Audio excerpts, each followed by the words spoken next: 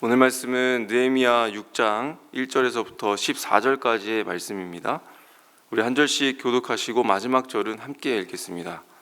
내가 성벽을 쌓아 올려 무너진 곳을 다 이었다는 말이 산발랏과 도비아와 아랍 사람 게셈과 그 밖에 우리 원수의 귀에 들어갔다.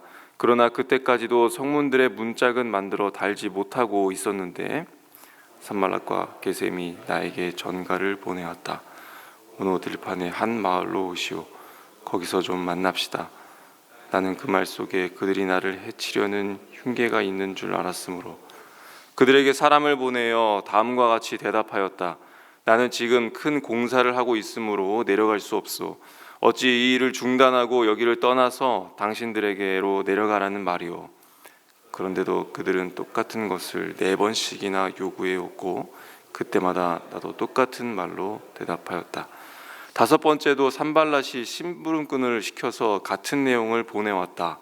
심부름꾼이 가지고 온 편지는 봉하지 않았는데 그 내용은 다음과 같다. 당신과 유다 사람들이 반역을 모의하고 있고 당신이 성벽을 쌓는 것도 그 때문이라는 소문이 여러 민족 사이에 퍼져 있어.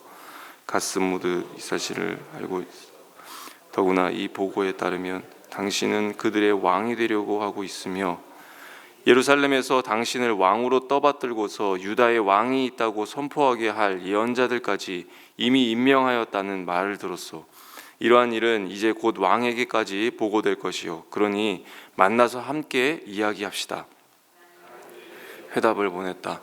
당신이 말한 것은 사실이 아니요. 당신이 마음대로 생각하여 꾸며낸 것일 뿐이요. 그들은 우리에게 으름장을 놓았다. 그렇게 하면 우리가 겁을 먹고 공사를 중단하여 끝내 완성을 못할 것이라고 생각하는 것이다. 하나님 나에게 힘을 주십시오. 하루는 스마야를 만나려고 그의 집으로 찾아갔다. 그는 들라야의 아들이며 무에다벨의 손자인데 문 밖 출입을 하지 않고 있었다. 그가 나에게 말하였다. 하나님의 성전으로 갑시다. 성소 안으로 들어가서 성소 출입문들을 닫읍시다. 자객들이 그들을 죽일 것입니다. 그들이 밤에 와서 반드시 그들을 죽일 것입니다. 나는 대답하였다. 나 같은 사람더러 도망이나 다니란 말입니까? 나 같은 사람이 성소에 들어갔다가는 절대로 살아나올 수 없습니다. 나는 그렇게는 못합니다. 나는 그때 그가 하나님이 보내신 예언자가 아니라는 것을 알았다. 그는 도비아와 산발랏에게 매수되어서 나를 해치는 예언을 하였다. 그들이 스마야를 매수한 것은 나에게 겁을 주어 성소를 범하는 죄를 짓게 하여서 나의 명예를 떨어뜨리고 나를 헐뜯으려는 속셈이었다. 나의 하나님 도비아와 산발랏이 한 일을 잊지 마십시오. 예언자 노아다와 그 밖에 나에게 겁을 주려고 한 예언자들이 나에게 한 일을 잊지 마십시오. 아멘. 네, 이렇게 성벽 재건이 지금 마무리 단계에 접어들면서 이 원수들의 전략 역시 굉장히 정교해지고 교묘해져 가고 있습니다. 이 산발랏과 도비아와 게셈은 이 느헤미야를 죽이기 위해 함정을 파놓고 그를 한 장소로 유인하기를 그치지 않았습니다. 그리고 그것이 실패로 돌아가자 그 다음 계획을 세우게 되었는데요. 바로 이 반역자 프레임을 이 느헤미야에게 씌우려고 했던 것입니다. 네가 그들의 왕이 되려고 하려는 것을 내가 왕에게 보고하겠다라고 하는 이 거짓으로 트집 잡고 성경에 의하면 으름장을 놓고는 이 공사를 막으려고 했던 것이죠. 그리고 어떤 일이 또 생겼습니까? 느헤미야가 알고 지내던 그 스마야까지 지금 미리 포섭해서 무너뜨리려고 했습니다.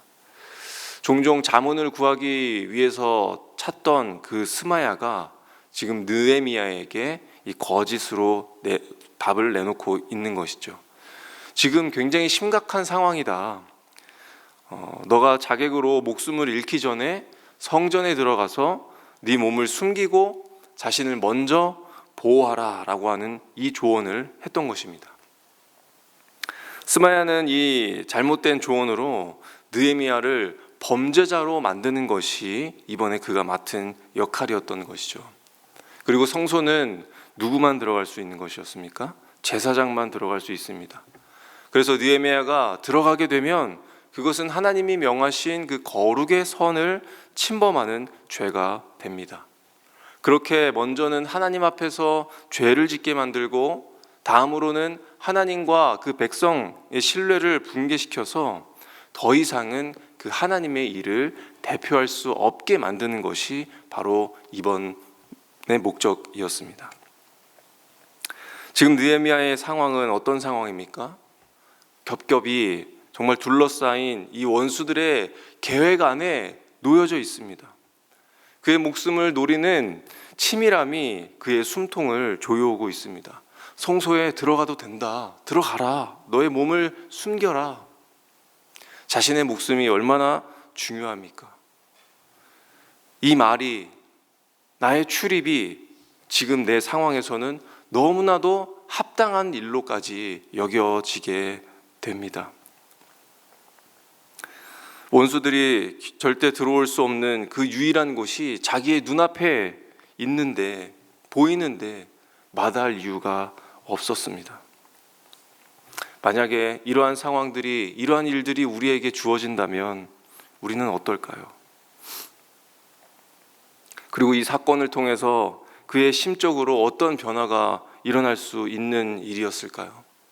하나님을 두려워하는 마음보다 사람을 더 두려워하는 마음이 커졌을지도 모릅니다.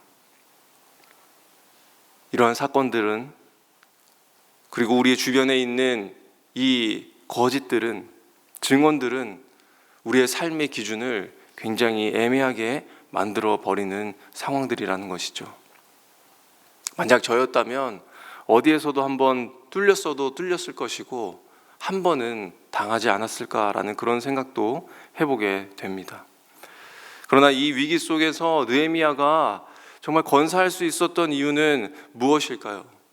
지금 느헤미야는 굉장히 똑똑한 사람입니다. 눈치가 빠릅니다. 그리고 본질을 정확히 파악할 수 있는 능력이 있습니다. 그래서 그는 휘둘리지 않았습니다. 그렇지만 이 느헤미야 자신의 이 뛰어남 위에 무엇이 있었던 것일까요? 바로 하나님의 집중적인 보호가 있었다라고 하는 것을 우리가 보게 됩니다. 이 하나님의 보호는 어떤 것일까요? 무엇일까요? 우리가 생각하는 하나님의 보호는 우리 앞에 처해진 위험을 다 없애주시는 것, 그리고 미리 그 위험을 차단해 주시는 것, 그래서 우리가 평탄해지는 것, 온전해지는 것, 우리가 그렇게 하나님의 보호를 생각합니다. 물론 하나님이 그렇게 보호하실 때도 있는 것이죠. 그러나 오늘의 이 6장 말씀은 하나님이 우리를 어떻게 보호하시는가, 하나님이 보호하시는 그 방식을 잘 나타내 줍니다. 하나님은 때로는 우리의 위험을 직접 제거하시기도 하지만 하나님은 그 위험 가운데에서 우리에게 분별력을 갖게 하시고 또 경외함을 통해서 지키시는 이 하나님의 방식을 우리가 보게 됩니다. 9절에 느헤미야가 뭐라고 이야기하고 있습니까? 하나님, 나에게 힘을 주십시오 라고 그렇게 고백합니다.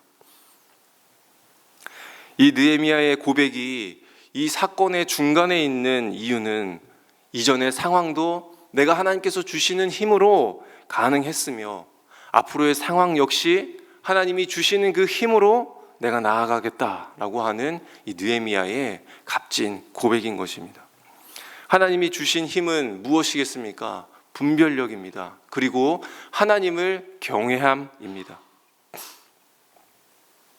나의 주변의 위험을 사라지게 하는 방식이 아닌 나의 내면에 다가온 위기와 그 위험을 이길 수 있도록 우리에게 하나님은 분별력을 더해 주시고 이 경외함을 더해 주시고 깊게 하셔서 돌파해 나간 그런 사건이 오늘의 말씀입니다.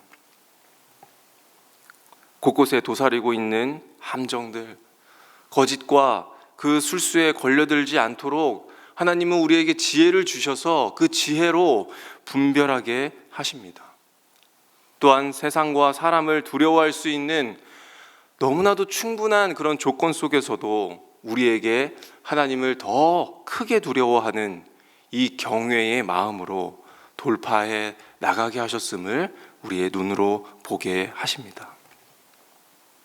하나님은 우리 자신을 지키도록 도와주시고 우리를 보호하시는 하나님이신 것을 발견하게 되는 것이죠.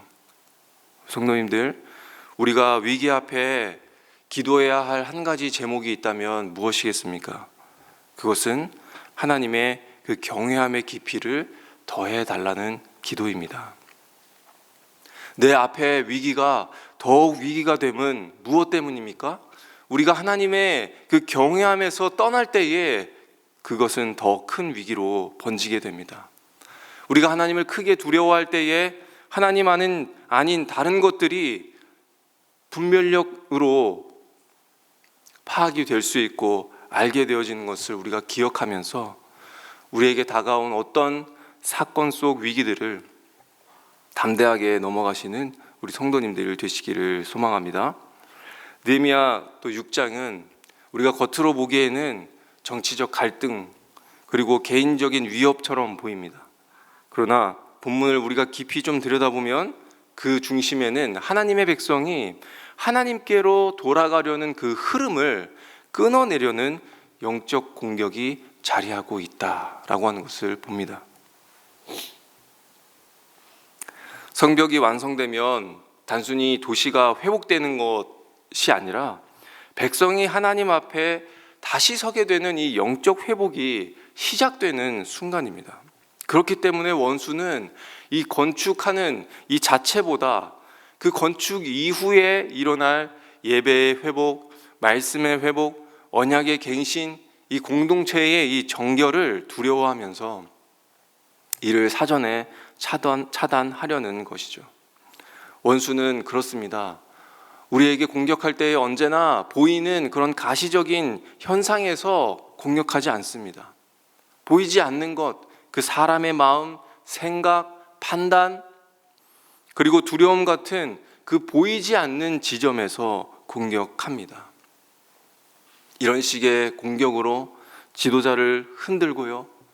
지도자가 흔들리면 공동체 전체가 흔들리게 되며 백성의 신뢰가 무너지고 또 말씀의 능력이 약해지며 하나님 앞에 회개하고 돌아가려는 흐름이 막히게 되는 것입니다. 그러면 공동체는 그 거룩한 방향을 잃게 되고 결국에는 그 예배의 자리에 설 수 없게 되는 그런 원수의 치밀한 공격을 또 보게 됩니다.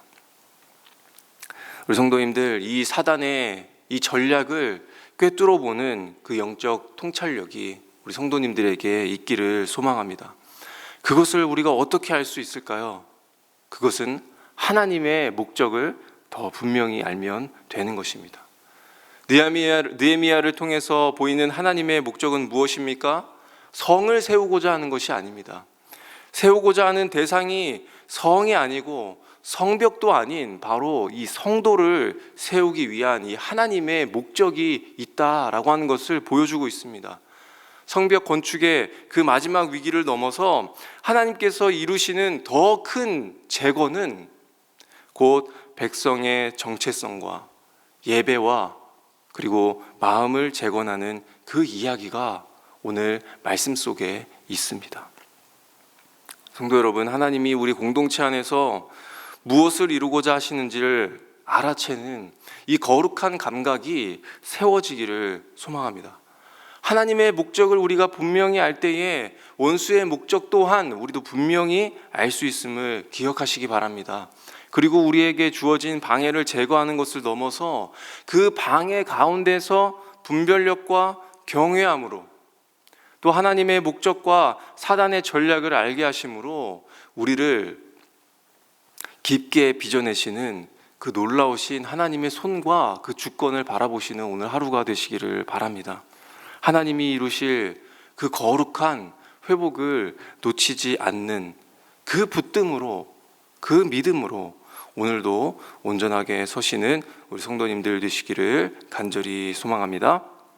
우리 함께 말씀 가지고 기도하실 때에 하나님, 나의 주변의 곳곳에 도사린 이 위험 속에서 하나님이 주시는 그 분별력과 경외함으로 하나님을 더욱 신뢰하며 살아가게 하여 주시옵소서. 하나님이 세우시는 그 거룩한 목적 앞에 원수의 공격을 꿰뚫는 눈을 더해 주시고 우리의 이 거룩한 감각을 잃어가지 아니하도록 하나님 보호하여 주시옵소서라고 우리 함께 말씀을 가지고 기도하겠습니다. 또한 교회를 위해서 기도하실 때에 특별히 우리 세우신 담임 목사님의 이 거룩함을 지켜주시기를 함께 기도하겠습니다. 하나님의 진리가 빛나는 교회로, 또한 하나님이 세우시는 그 은혜 샘물 교회의 회복과 견고함으로 이 시대의 이 영적 어두움을 이겨나갈 수 있도록 우리 담임 목사님과 우리 교회를 위해서 함께 기도해 주시겠습니다. 또한 그리스 단기봉사팀의 이 사역이 이제 점점 마무리되어 가고 있습니다. 남아있는 이 일정들 속에서 하나님의 목적이 잘 이루어지고 또 사단의 어떤 방해 가운데에서도 경외함으로 하나님의 일하심 그리고 그 하나님의 선교를 이루고 돌아올 수 있도록 우리 그리스 단기봉사팀을 위해서 함께 기도해 주시겠습니다. 그리고 각자 가지고 나오신 우리 기도 제목들을 우리 하나님 앞에 올려드리도록 하겠습니다. 함께 기도하도록 하겠습니다.